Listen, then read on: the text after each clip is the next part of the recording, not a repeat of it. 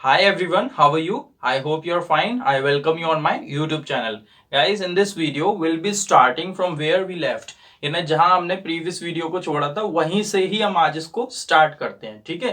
क्योंकि उसमें कुछ टेक्निकल इश्यूज हो गए थे, इसलिए वो लास्ट पार्ट नहीं आ पाया था जहां मैं आपको डिबेट के बारे में कुछ बता रहा था। And we had a topic that was what is better, joint family and nuclear family, यानी इन दोनों में से क्या बेहतर होता है, इसके ऊपर एक डिबेट करने की कोशिश कर रहे थे। मैं आई वॉज टेलिंग यू कि इसमें क्या पॉइंट्स बोल सकते हैं और कुछ टिप्स मैं बताने वाला था, लेकिन वो टेक्निकल इश्यूज होने की वजह से वो नहीं हो पाई थी पूरी, और जिसको कंप्लीट कर लेते हैं। और मैं आपको ये भी बता देता हूँ, देखिए डिबेट करने से फायदा क्या होता है।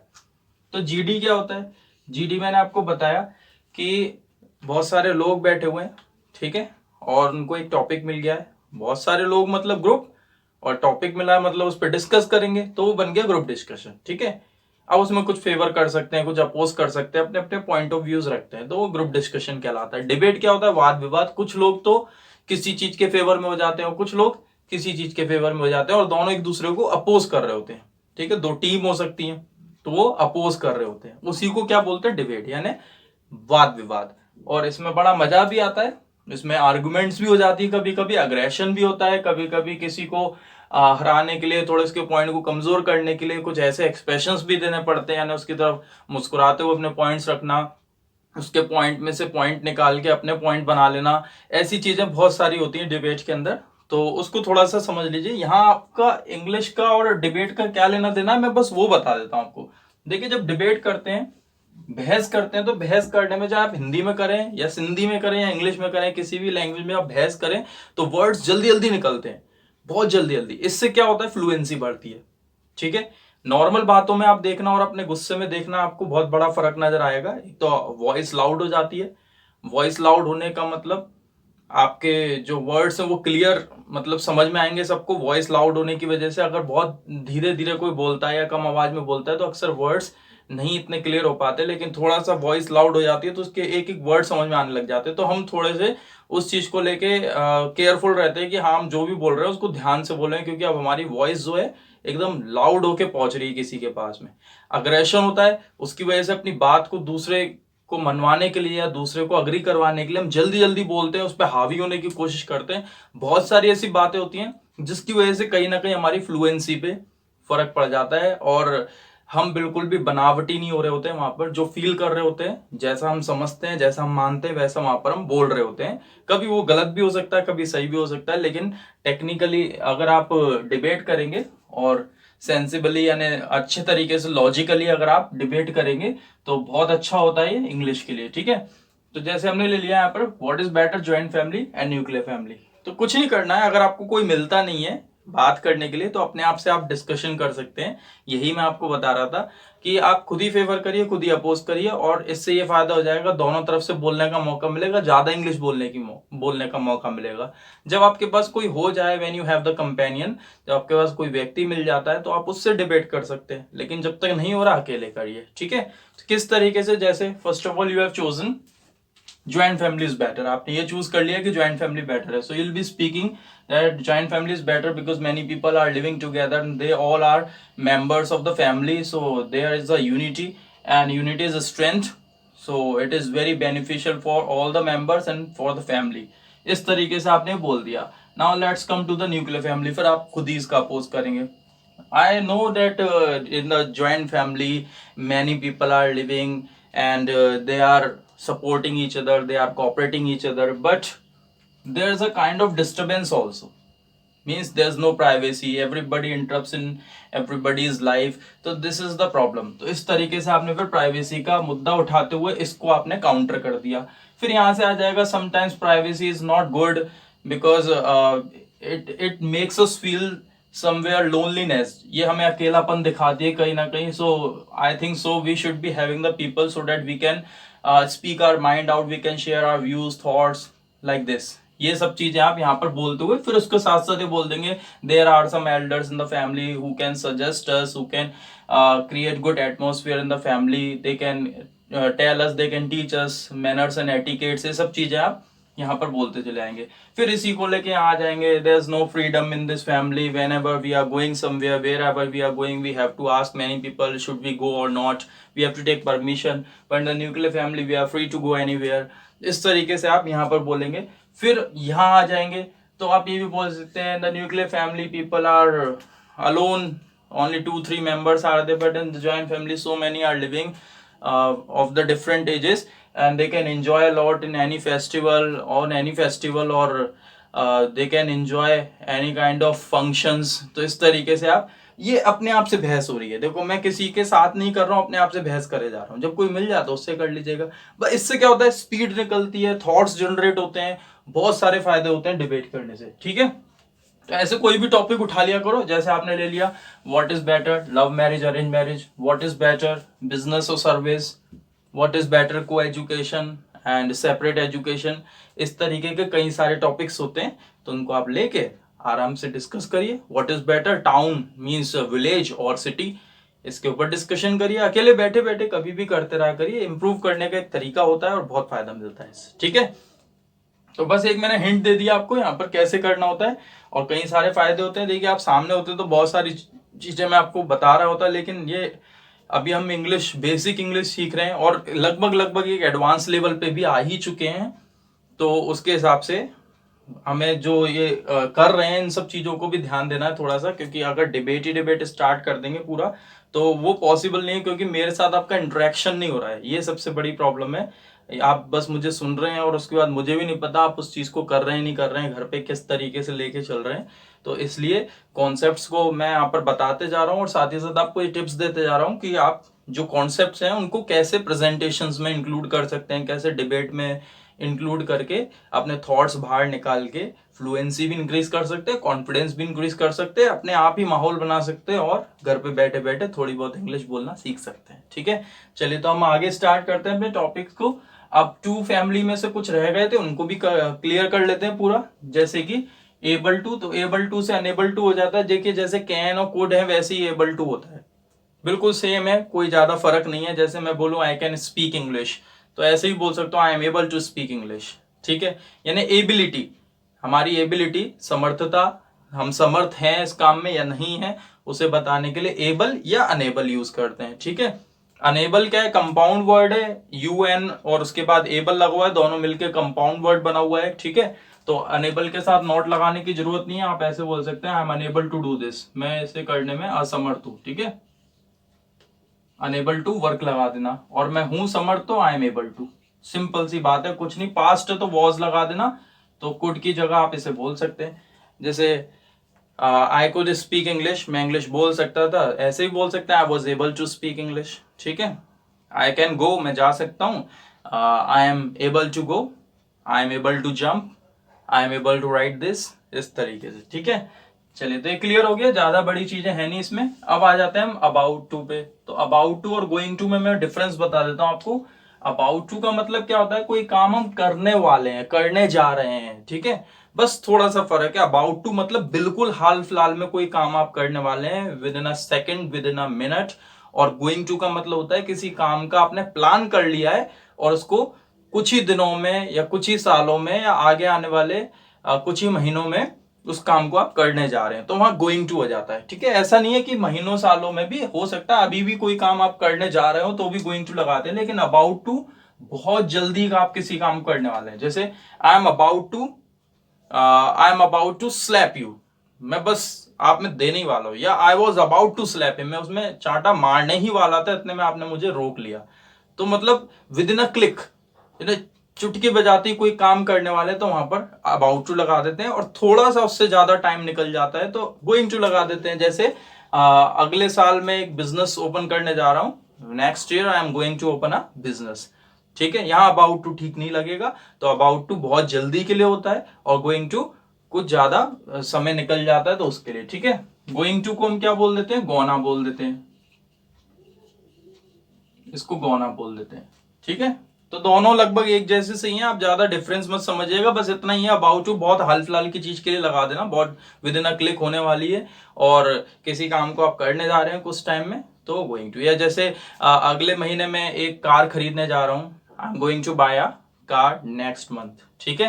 I am about to buy a car, तो ये बिल्कुल आप शोरूम पे ही खड़े हुए हैं और वहां पर पैसे देने ही वाले हैं और पैसे देते ही वो कार आपकी हो जाएगी, तो अबाउट टू लगा देना, ठीक है। आर यू कमिंग और नॉट, आप आ रहे हैं नहीं आ रहे हैं, आई एम अबाउट टू पे, मैं पे करने वाला हूं, तो अबाउट टू सही रहेगा, ठीक है। समझ में आ गया? Okay, I need your help, मुझे आपकी हेल्प चाहिए। What car should I buy, मैं कौन सी कार खरीदूं? I am going to buy a car next week, मैं अगले हफ्ते एक कार खरीदने जा रहा हूँ, so please help me, please get me some suggestions, मुझे सजेशंस दीजिए कि मैं कौन सी कार खरीदूं, ठीक है। तो इतना फर्क हो जाता है अबाउट टू और गोइंग टू में, ये भी क्लियर हो गया। चलिए अब आगे बढ़ते हैं हम और आगे बात करते हैं इम्यून टू। अब इससे रिलेटेड मैं आपको और भी बता देता हूं, एक होता है यूज्ड टू, एक होता है गिवन टू, और एक एडिक्टेड टू और होता है, ठीक है। तो वो भी इनमें सब में इंक्लूड हो जाएगा, तो इसको आप पहले अच्छे से समझ लीजिए। गिवन टू भी इतना ज्यादा इंपॉर्टेंट नहीं है, इससे रिलेटेड एक टॉपिक होता है इन द हैबिट ऑफ, तो किसी टाइम पे जब मैं वो सिखाऊंगा ना इन द हैबिट ऑफ, तो गिवन टू और इन द हैबिट ऑफ एक ही बात है लगभग। हैविली हैबिट होती है तो गिवन टू हो जाता है, और सिर्फ आदत है तो इन द हैबिट ऑफ हो जाता है, और आदत बढ़ गई है तो एडिक्टेड टू हो जाता है। मेन आपको समझना क्या है, तो इनको हम बाद में ही देख लेंगे, हमें समझना है इम्यून टू और यूज्ड टू। यानी यूज टू आपको बहुत ज्यादा यूज करना पड़ सकता है और ये यूज होता भी है लैंग्वेज में। यूज्ड टू जो हम पहले सीख चुके हैं वाले यूज टू की बात नहीं कर रहा हूं। एक तो होता है ऐसे, I used to do this, मैं इस काम को किया करता था, और एक होता है ऐसे, आई एम यूज्ड टू, या तो आप यहां पर वर्क प्लस आईएनजी लगा देंगे या नो वर्क लगाएंगे, ठीक है। या तो आप क्या लगा देंगे, नो वर्क या वर्क प्लस आईएनजी। देखिए होता क्या है ये आप समझिए, जैसे कुछ लोग हैं टोबैको फैक्ट्री में वर्क कर रहे हैं, ठीक है। तो भाई टोबैको फैक्ट्री में इतनी ज्यादा मतलब वो एकदम धस्सी लगती है, वो जो तंबाकू होती है ना उसकी नाक में एकदम से चढ़ जाती है। अगर कोई नया व्यक्ति वहां घुसेगा तो उसको खांसी शुरू हो जाएगी, उसको सांस लेने में दिक्कत आएगी। लेकिन हम ही जैसे लोग कुछ वहां पर आराम से काम कर रहे होते हैं, टोबैको भर भी रहे होते हैं, फिल भी कर रहे होते हैं, उसको बना भी रहे होते हैं और उसको पैक भी कर रहे होते हैं, सब कुछ कर रहे होते हैं। उन्हें क्यों प्रॉब्लम नहीं हो रही? क्योंकि वो क्या हो चुके हैं, उसके यूज्ड टू हो चुके हैं, अभ्यस्त हो गए हैं, ठीक है। समझ में आ गया ना? यानी किसी भी काम को जब आप बार बार करते हैं तो करते करते उसका असर होना बंद हो जाए, जब आपके ऊपर जब असर ही होना बंद हो गया, जब कोई फर्क ही नहीं पड़ता है, दिस थिंग और that work is not going to effect you a lot और इफेक्ट यू एनी मोर, कोई चीज आपको इफेक्ट नहीं करने वाली है, या तो बहुत ज्यादा इफेक्ट नहीं करने वाली है, बिल्कुल भी इफेक्ट नहीं करने वाली है, तब आप ऐसे में यूज टू बोल के उसको खत्म कर देते हैं, ठीक है। जैसे I am use to doing this, ये काम करने का तो मैं, जैसे आप ऐसे भी देख सकते हैं जो सेलिब्रिटीज होते हैं ना, वो मीडिया उनसे जो सवाल पूछती है, भाई मीडिया ऐसे ऐसे सवाल पूछती है कि कोई भी हर्ट हो सकता है, ठीक है। कभी कभी तो ऐसी ऐसी बातें पूछ जाती है मीडिया कि यू डोंट बिलीव कि कोई व्यक्ति दिन रात स्ट्रेस में रह सकता है उसी चीज को सोच के। लेकिन सेलिब्रिटीज तो इसके क्या हो जाते हैं, यूज टू हो जाते हैं, उन्हें कोई फर्क नहीं पड़ता, क्योंकि उन्हें पता है हम सेलिब्रिटीज है और हमसे ऐसे क्वेश्चंस पूछे जाएंगे और उन्हें इस चीज का कोई फर्क नहीं पड़ता। So they are use to doing this or they are use to this, ठीक है। क्लियर हो गई बात? ऐसी जो सीवर में वर्क कर रहे होते हैं, सीवर यानी गटर वगैरह जो होता है, आपने देखा है पूरे उसमें डूब जाते हैं, कचरा निकालते हैं, बहुत डिफिकल्ट काम है, सैनिटेशन वर्कर बोलते हैं उन्हें। तो हम लोग ऐसा पास भी नहीं खड़े हो सकते, उसकी इतनी बदबू आ रही होती है, और वो बदबू और गंदगी उसके बावजूद भी वो सफाई कर रहे हैं, तो कैसे कर ले रहे हैं, how they are able to do this. तो आप यही समझ लीजिए वो उन्हें ऐसा अच्छा नहीं लगता करना, पहले उन्हें भी बहुत बुरा लगा वो फर्स्ट टाइम ये काम करने में, लेकिन करते करते उसके वो क्या हो गए, अभ्यस्त हो गए। So they are use to working in sewer, ठीक है। हम नहीं है उसके, we are not use to doing this, ठीक है। बात क्लियर हो रही है? ऐसे ही डॉक्टर्स होते हैं, पोस्टमार्टम करते हैं, तो आप बॉडी को पूरा खोल देते हैं, और देखो कितना मुश्किल काम होता है। कुछ लोग तो जरा सा खून देख के रोने लग जाते हैं, नींद नहीं आती उन्हें, और कुछ लोग पूरा बॉडी को पोस्टमार्टम कर दे रहे हैं, तो वो क्या हो गए, they are use to doing postmortem, ठीक है। यूज टू समझ में आ गया ना, अभ्यस्त हो जाना। अब यूज टू जैसा ही इम्यून टू होता है, हमारी इम्यूनिटी सिस्टम जो होता है, रोग प्रतिरोधक क्षमता, उसके ऊपर किसी चीज ने, किसी दवा ने या किसी खाने पीने की चीज ने असर करना बंद कर दिया, तो हम उसके क्या हो चुके हैं, इम्यून टू हो चुके हैं। जैसे पेन किलर्स ले रहे हैं आप, डिस्प्रिन मान लीजिए, या फिर कोई सी भी ऐसी दवाई है, कोई पर्टिकुलर नहीं, कोई सी भी दवाई, पेन किलर आप लेते हैं दर्द होने पे, तो पहले ले लिया दर्द सही हो गया, फिर ले लिया दर्द सही हो गया, फिर ले लिया दर्द सही हो गया। एक दिन ऐसा आया आप बहुत सारी डिस्प्रिन ले रहे हैं, 2 ले ली, 3 ले ली, लेकिन फिर भी दर्द सही नहीं हो रहा है, क्योंकि उसने इम्यूनिटी सिस्टम पे असर करना बंद कर दिया, क्योंकि आपने उसे इतना ज्यादा किया कि हमारी इम्यूनिटी सिस्टम पे उसका असर होना ही बंद हो गया। तो ऐसे में बोलेंगे I am immune to this medicine, मैं इस मेडिसिन का इम्यून टू हो गया हूं, अब मुझे इससे कोई फर्क ही नहीं पड़ता, इसलिए now I need to change some medicine, ये जो मेडिसिन है इसे मुझे चेंज करना पड़ेगा, इससे मुझे बिल्कुल भी दर्द में असर होना बंद हो गया है या ना असर नहीं होता है। तो वहां पर हम उसके क्या हो गए, इम्यून टू हो गए। ठीक है, इम्यूनिटी पे असर होना बंद हो जाए, इम्यून टू, और ओवरऑल आपके करेक्टर पे या आपके दिमाग पे या फिर आपकी सोच पे असर होना बंद हो जाए, तो वहां पर यूज टू आ जाता है। दोनों में यही होता है, किसी चीज का असर होना बंद हो चुका है। ठीक है, अब आ जाते हैं हम डेयर टू पे। डेयर टू थोड़ा बड़ा टॉपिक है, तो पहले सपोज टू कर लेते हैं। सपोज टू से फिर एक्सपेक्ट टू भी हो जाएगा आपका। जैसे आपने शुड सीखा था, यू शुड डू दिस, और मैंने उसके साथ साथ आपको बता दिया था स्ट्रॉन्ग सजेशंस होती हैं तो मस्ट लगा देते हैं, और भी आपको स्ट्रांगली बोलना है तो सपोज टू लगा सकते हैं। You are suppose to do this, आपसे उम्मीद की जाती है आप ये काम करें। जैसे आपसे उम्मीद की जाती है आप रोज डिबेट करें, you are supposed to debate. Debate एक एक्शन भी होता है, एक वर्क भी होता है, डायरेक्ट लगा सकते हैं। ठीक है, वरना डू डिबेट कर दीजिए, वरना डिबेट तो सीधे सीधे आप लगा सकते हैं। You are suppose to debate, you are suppose to do debate, दोनों सही होते हैं। ठीक है, समझ में आ गया ना। एक डॉक्टर होने के नाते आपको पेशेंट का ध्यान रखना चाहिए। Being a doctor you are supposed to, ठीक है, शुड भी लगा सकते हैं, मस्ट भी लगा सकते हैं, सपोज टू और अच्छा लगता है। Being a doctor you are suppose to take care of patient. एक टीचर होने के नाते आपको पढ़ाना चाहिए। Being a teacher you are suppose to teach. ठीक है, समझ में आ गया। एक प्राइम मिनिस्टर होने के नाते आपको जनता का ख्याल रखना चाहिए। Being a prime minister you should take care of people. ठीक है, पीपल ऑफ द कंट्री। इस तरीके से हम सपोज टू लगा देते हैं। इसी को हम ये पैसिव वॉइस में बुला हुआ है। अगर एक्टिव वॉइस में बोलना है तो एक्सपेक्ट टू कर देते हैं। I expect you to watch my video, मैं उम्मीद करता हूं आप मेरी वीडियो देखें। He expected me to go there, उसने मुझसे उम्मीद की थी कि मैं वहां जाऊं। और इसी को पैसिव वॉइस में ऐसे भी बोल सकते हैं, I was expected to go there. तो वो ज्यादा अच्छा ना लग के ऐसे ये जो सपोज टू है ज्यादा बेहतर लगता है, तो हम ऐसे बोलेंगे I was suppose to go there. मुझसे उम्मीद नहीं की गई थी कि मैं इसको बोलूं। I was not suppose to speak this. ठीक है, समझ में आ गया ना, क्लियर हो गया। चलिए अब आगे बढ़ते हैं। तो लास्ट हमारे पास क्या बचा हुआ है, डेयर टू, इसको भी कंप्लीट कर लेते हैं। And very soon we are going to complete this course. Advance level पे आपका इफ का यूज बचा हुआ है, पैसिव्स बचे हैं, present continuous, past continuous tenses जो होते हैं वो बचे हुए हैं, हेड का यूज बचा है, और ऐसी कुछ और जो बेसिक चीजें होती है लैंग्वेज में यूजफुल होती हैं वो बची हुई हैं। तो इनको बहुत जल्दी मैं करने वाला हूँ। कोर्स पूरा तैयार हो जाएगा और इसके बाद आप इसे एक एक करके वीडियोस को ध्यान से देखना, और जो जो मैंने बताया उनको यूज करने की कोशिश करिए। अब प्रेजेंटेशंस बहुत टाइम से मैं आपको बता रहा था कि इस टॉपिक पे इतना बोलो, उस पे उतना बोलो, अब उसको चेंज करके मैंने डिबेट में ले लिया है। तो अब डिबेट के लिए जैसे एक टॉपिक है आपके पास ज्वाइंट फैमिली, न्यूक्लियर फैमिली, उस पर बोलिए। Apart from that I will give you some more topics. कुछ और टॉपिक्स मैं आपको दे ही चुका हूं, भी मैंने बोला था, जैसे को education, separate education, love marriage, arrange marriage, ऐसे बहुत सारे टॉपिक्स हैं, उनके ऊपर आप आपस में बहस करते रहे जब तक अपना कोर्स पूरा नहीं होता। ठीक है, you may have 50 lectures total, 50 lectures होंगे। ये जो मेरा लेक्चर है 37th है, तो इसके बाद जो लेक्चर्स होंगे उसमें करीब करीब 12-13 और बचे होंगे, ज्यादा से ज्यादा, इतने ज्यादा नहीं है। तो इसमें आप लगातार डिबेट करिए, जिससे कि आपकी सारी प्रॉब्लम्स क्लियर हो जाएं, कंफ्यूजन सारी क्लियर हो जाए। ठीक है, चलिए तो आगे बढ़ जाते हैं। Dare to. तो डेयर टू क्या है, डेयर एक वर्ड है, जैसे आपने ये तो सुना ही होगा, हाउ डेयर यू, तुम्हारी हिम्मत कैसे हुई। इसके बाद आपको वर्क लगा देना है, सीधे सीधे टू नहीं लगाने की जरूरत है। How dare you do this, आपकी हिम्मत कैसे हुई ये काम करने की। How dare you call me liar, आपकी हिम्मत कैसी हुई मुझे झूठा बोलने की। How dare you come here, आपकी हिम्मत कैसी हुई यहां आने की। How dare you talk to me like this, आपकी हिम्मत कैसी हुई मुझसे ऐसे बात करने की। ठीक है, how dare you misname me, आपकी हिम्मत कैसी हुई मेरा नाम बिगाड़ने की। How dare you spoil my work, आपकी हिम्मत कैसी हुई मेरा काम खराब करने की। ठीक है, तो इस तरीके से डेयर टू यूज करेंगे। एक और आप लगा सकते हैं ऐसे, जब चैलेंज करते हैं किसी को, आई डेयर यू टू, और यहाँ वर्क लगा देना। इसमें चैलेंज कर रहे हैं, ललकार रहे हैं किसी को, जैसे मैं आपको चैलेंज करता हूं मुझसे लड़ने के लिए, I dare you to fight with me. मैं आपको चैलेंज करता हूं मुझसे पंजा लड़ाने के लिए, I dare you to have arm wrestle with me. मैं चैलेंज करता हूं आपको 6 मंजिल से कूदने के लिए, I dare you to jump from 6th floor. ठीक है, चैलेंज करते हैं। और किसी के लिए भी कर सकते हैं, आजकल घर पे बैठे लूडो लूडो बहुत खेलते होंगे आप लोग, तो उसके लिए भी कर सकते हैं, I dare you to play ludo with मी।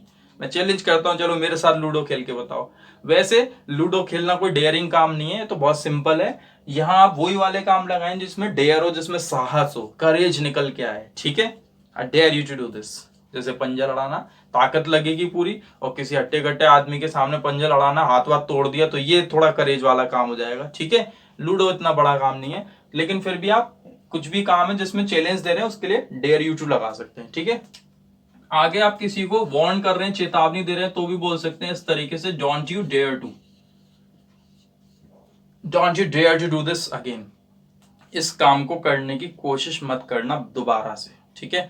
जैसे कुछ भी कर दिया, मान लो आपने पापा का वॉलेट खोल के उसमें से पैसे निकाल लिए, बताया नहीं पापा को, ये गलत चीज है। तो जब पापा को पता चला तो उन्होंने बोला, बेटा ठीक है, अब कर लिया सो कर लिया, let bygones be bygones, don't you dare to do this again. इस काम को करने की दोबारा हिम्मत मत करना, ठीक है। क्लियर हो रहा है यहाँ तक। अब आगे जैसे आप want to, try to, need to, like to, have to, use to, ये सब यूज कर रहे थे, बिल्कुल वैसी इसकी ग्रामर यूज हो जाएगी। किसी का करेज आपको जानना है तो आप कैसे बोलेंगे, डू यू डेयर टू, क्या आप में हिम्मत है, क्या आप साहस करते हैं ये काम करने का, do you dare to, work लगा दीजिए, आंसर में हाँ में हो जाएगा, आई डेयर टू। जैसे do you dare to watch movie, do you dare to watch horror movie, क्या आप में हिम्मत है डरावनी मूवी देखने की, I dare to watch horror movie, ठीक है। इस तरीके से तो ये बहुत सिंपल है, 4 यूजेस हुए। एक बार फिर से मैं बता देता हूँ, तुम्हारी हिम्मत कैसी हुई ऐसा करने की, तुम्हारी हिम्मत कैसी हुई मेरा मोबाइल टच करने की, how dare you touch my mobile.